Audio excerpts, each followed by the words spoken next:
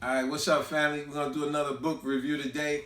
This one here is going to be the famous Rich Dad, Poor Dad by Robert Kiyosaki. Great book. Matter of fact, I believe he's in Jersey now. He's doing seminars on the very things that he talked about in this book and many other books that he got, such as Who Took My Money and stuff like that. Great writer, and I love the stuff that he talked about here. But today, I'm going to let my wife start off with, because you always dibbling dabbling in this book, and I love that when I come home and I see you messing around with this book. I'm like, again, you did. Yeah. So what would you say? You know what? Inspirational book. It actually taught me and still teaching me. It's never enough of that book. Mm-hmm. But I remember that it puts me back like when I was 14, 15 years old, my first job. I had thought I had the most greatest job ever because I'm making money. Yeah. But come to find out, I was just wanting to make big money, but the little job that I had, you know what, it wasn't paying much, but I thought it was big. And I was always making sure that I worked every day because I wanted to see that check. Yeah. But I didn't realize that I was working hard for that money. Instead of the money working for me, I was actually working for that money. See, And that's a lot of us, we do that in our lives. Yeah. We work hard for that money, but you don't realize that this book actually teaches you how that the money can work for you if you be very wise. Especially, I'm so sorry about that, but especially when you can pay yourself first, and that's what it actually teaches you how to do. And it motivated me, and I feel kind of guilty because back then, if I knew about this book back then, I mean, I would have been living it up. Now, let me add to that, like you said, because a lot of people don't teach their kids about finances, and that's why a lot of kids kids become adults, and adults still are making poor decisions with their money. Exactly. You know, I'm sure all of us are guilty of it. We like the materialistic things, and then we say the most silliest things. Like, I like nice things. Like, who the hell don't like nice things? It's the most silliest thing to say, because if you haven't been taught about proper way of finances, you will always forever make mistakes with your finances. So like you said, when you got your first job, you're just chasing that money, chasing that money, chasing that money. But the point is, you were never taught what to maturely do with the money. Exactly. So you just chasing the money, chasing the money. Okay, you get your paycheck at the end of the week. What you doing with the money? Exactly. So now we basically like what's called a rat race. You know what I'm saying? And that's what he speaks about in this book, a rat race, like where the scientists will put the rat in a maze and have to make the rat just run around till he get the cheese. And then when he finally get the cheese, now what? You got the cheese, now what? See, so in other words, there's no contingency plan. Basically, just a big word for saying plan B. There's no contingency plan for what you're going to do tomorrow. What's your aspirations, your inspirations, what ambitions you got for tomorrow? And that's what I love about this book, because he talks about stuff like that. Matter of fact, I'll just give you a real simple thing that I'm sure a lot of us can relate to. Because I always highlight very things in the books that really piques my interest, such as, the reason it's called Rich Dad, Poor Dad, because most people think he had two dads. No, what it is, he obviously had a biological dad, but his best friend, they were better off than father. Yeah, best friend's father. His best friend family, they were better off than him. And his best friend father used to educate him about finances as well. And so what he learned from both the dad, I'll give you a little simple thing right here. For example, one had the habit of saying, you know how most people say, I can't afford it. Like that's what his poor dad will always say. Oh, you know, I like this here, I like that, but I can't afford it. Whereas the rich dad would say, how can I afford it? See, now this is, by automatically saying the words, I can't afford it, your brain stops working. Think about that. By asking the question, how can I afford it, your brain is put to work. And that's what we need to do. We need to teach our kids at an early age. It's never too early. Yeah. It's never, I don't care how young they are. You start teaching about finance. Think about another way of putting it. Proper physical exercise increases your chance for health. We know how a lot of people love to go to the gym. We're going to go to the gym, we're going to work out. Okay, you looking nice. Okay, fine. But how much you working out this? Because as I said, proper physical exercise increases your chance for health. But proper mental exercise increases your chance for wealth. So health, wealth. laziness decreases your chance for health and wealth. Yeah, and even teaches you how to stay out of debt. Because you're really going to find yourself in debt. Like in high school, they don't teach you a lot of finance. Like my daughter, Jada Spinks, which is recording right now, she actually taking business class or financial or somewhere around in class. But if she could be more into deep about what they really teaching and all that, then you really realize that it's so much that you can do to stay out of debt. Yeah. And another big mistake a lot of people make, which I love how he touched on, is knowing the difference where you got poor people, middle class people, and you got rich people. And what is the common thing with all of these three? Poor, middle class, and then rich people. What do most poor people buy? Most poor people buy stuff. Now, we've probably seen a lot of videos like this, but it's true. A lot of poor people just buy stuff. And what is stuff? Gotta go get the new Jordans. Gotta get the Louis Vuitton bag. Gotta go get the Burberry. All this dumb stuff. Just buying a bunch of stuff, but it has no value. You trying to resell it or whatever the case may be. It's like y'all just buy the newest phone come out. Gotta go get that one. Nothing wrong with your old phone. Just gotta go get it. Now that's poor people. Always buying stuff, but got bad credit, got no assets in life or nothing. Middle class people, they make the mistake, as he stated in the book, and I love how he put it, because many years ago when I first read this, I didn't even think of it that way. With my first house, I was like most people. Hey, we own a house now. We're like the Jeffersons, moving on up. Yeah. That's how I thought. But then when he broke it down in here that owning the house is not an asset, it's actually a liability. Think about it. This is the common mistake most middle class people make. They buy a house and they think that it's an asset. But no, only way something can be considered an asset is if it is producing money for you.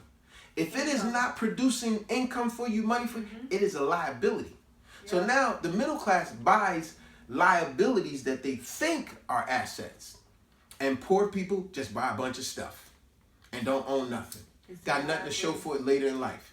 You know, you don't want to be, and this is no insult to no one else, but sometimes you got to learn from other people's mistakes. You don't want to be the old lady or the old man that's still catching a bus to go to work and you're 65 years old, 70 years old. My heart really goes out for those type of people because obviously they're healthy and they're strong, they're getting up and they're going, and that's cool. But you should be enjoying your life when you get older like that. Exactly. So plan early. Read books like this. This will encourage you to learn more and want to do more. Now, let's go to the rich. Because remember, we said the poor buys stuff. The middle class buys liabilities that they think are assets. Then you got the rich. The rich buys assets that produces money. You know, it's like our other house. We got that. Yeah. We get income. This house, we don't get income. But we get breaks on taxes and stuff like that. Mm-hmm. But your house, unless you are getting, like people go out and buy cars and all these fancy cars. Is a car making you money? The car gets you from point A. What is the purpose of a car? Transportation from point A to point B. But people love, I want to look fancy. And guess what? Well, dig yourself in debt. You know what I'm saying? Anything else you want to add to this book that you always jumping on? I got something great in here that I like to speak on. Go ahead. This book, it's worth having it. It's not like you gotta just sit there and eat it, read it all the time. But now and then you pick it up and it teaches you. Gives you great, amazing advice. You know, another thing I really want to touch on.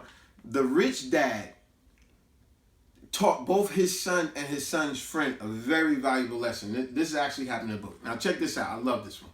So both boys kept asking the rich dad, we want to be rich like you. We want to be rich like you. How could you? We want to work for you. And he was like, no, you don't. You don't want to work for me. And he's like, yes, you do, because you're rich. We want to be rich. So he said, you sure? You sure? Okay, I'll tell you what. Come to my store tomorrow, and I'm going to teach you guys how to be rich. And they was blown away. Like, oh, we're going to be there. So he said, I want you there bright and early in the morning. So sure enough, they got there early in the morning. And I love what he did to them. When they got there, he had them sit in the hallway. And he said, I'll be with you boys in a minute. 10 minutes, 20 minutes went by. they seen him dealing with all other kinds of people, and they sitting there like, yo, we here. When you gonna do it? They waited for hours. Yeah, and he made them wait, and he made them wait, and he made them wait. And then finally, when he brought him in the room, it was like hours later. They said, why you out of He said, see, do you want that in life, or do you want to go out and get yours? Mm-hmm. He said, because see, a lot of people are waiting and waiting. See, when you work for other people and you don't plan things out in life, this is how you're gonna be.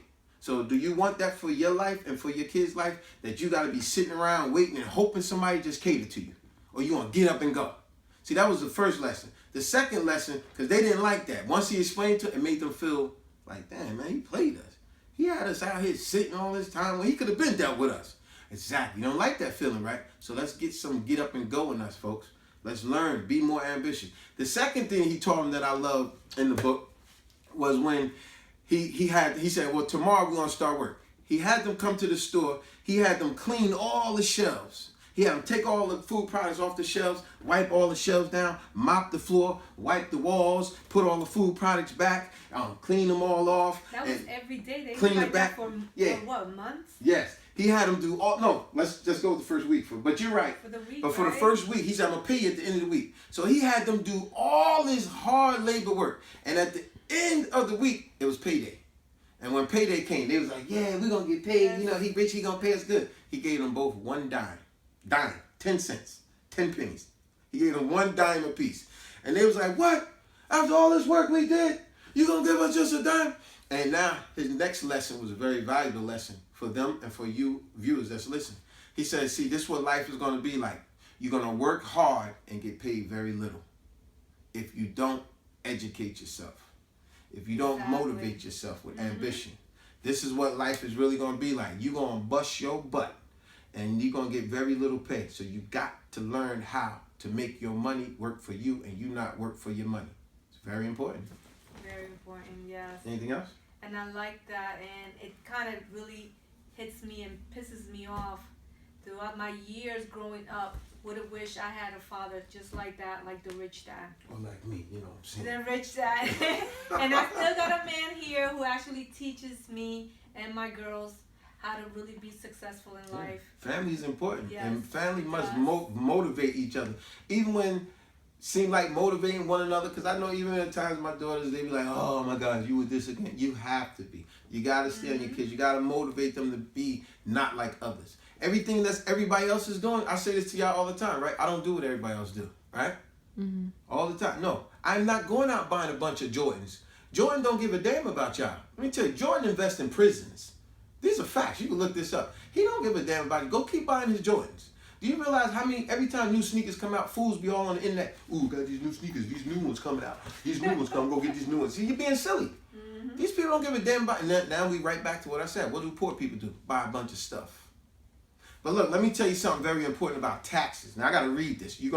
This is very informative. And it's in this book. And I love how he broke this down about taxes. Check this out. Rich Dad explained to me and Mike that in England and America, originally, there were no taxes. Did y'all know that? Way back in the day, there were no taxes. Occasionally, there were temporary taxes levied in order to pay for wars. The king or the president would put the word out and ask everyone to chip in to help pay for wars. That's what taxes was done for, but only. There were no taxes way back when. Taxes were levied in Britain for the fight against Napoleon from 1799 to 1816. And in America, taxes were levied to pay for the Civil War from 1861 to 1865. In 1874, England made income tax a permanent levy on its citizens. In 1913, an income tax became permanent in the United States with the adoption of the 16th Amendment. Now you imagine that? We didn't even pay taxes way back in the days. I just thought that would be very informative to some of you viewers out there. It's amazing because a lot of your money just go to your taxes. And we know how it's tax season right now. Everybody going to be balling out for taxes. Now, what are you going to do? Are you going to spend your money like the poor? Are you going to spend your money like the middle class? Or are you going to spend your money like the rich? Remember, you don't have to be rich to think rich. Because remember, I don't care if you're just putting a lousy $5 away a week. But you got to pay yourself first. Thank you. You gotta really pay yourself first. Yes. And in the long run, it'll pay off. Mm-hmm. Even if it's only for a few dollars, but you gotta pay yourself first. Yeah. Because it's not worth it for you to be working hard every day, Mm-hmm. and when you look back, you realize you got nothing to show for I it. got to show for it. And we know how most people are. It's like you get paid. It's like, oh man, I got to pay the electric bill. I got to pay the gas bill. Oh man, I got to pay them credit cards. Oh, I got to pay that car dealership. Oh damn, I got to pay the rent. Oh my God, this is so stressful. Y'all know how it is. This is stressful. What am I going to do? It is stressful. Do you know people out here killing themselves when they stress like that? You are financially a form of slavery through financial debt. That's what it is. You know, and people get really stressed out by not being able to pay their bills. So change your pattern if you're doing these wrong patterns. If you need a good book to read, this is a great book to read. I don't care how young your child is. I don't care if they're 5 years old. They should be reading books like this. It's very informative. You have anything else to say? No, I guess we said a mouthful. I mean, everything that, you know. And I know it might be a long video, but it's a very good one. Yes. It's very important. Get the book. It'll give you a few tips, and it will guide you in life to a better success. And on that note, peace. Love being me.